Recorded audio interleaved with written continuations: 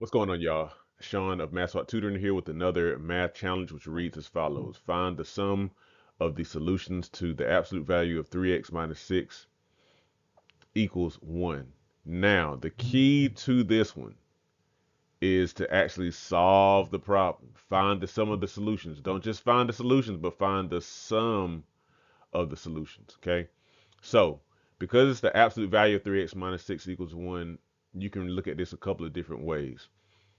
This will be either 3x minus 6 equals 1 or negative 3x minus 6 equals 1. You could set this up a different way too. You could say that 3x minus 6 equals positive 1 or 3x minus 6 equals negative 1. It doesn't matter which way you do it.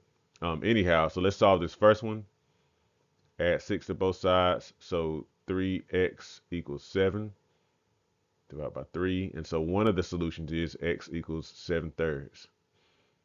This one, distribute the negative. Negative 3x plus 6 equals 1.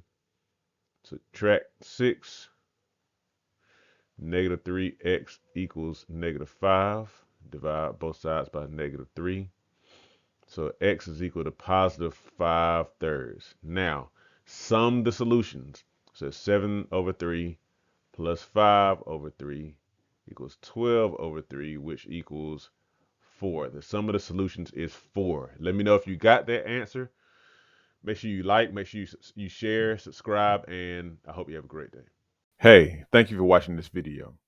If you need math tutoring or you need SAT math help, look in the description to find out how you can sign up today. Also, don't forget to like, share, and subscribe so you stay in touch with Math Swap Tutoring on YouTube. Have a good one.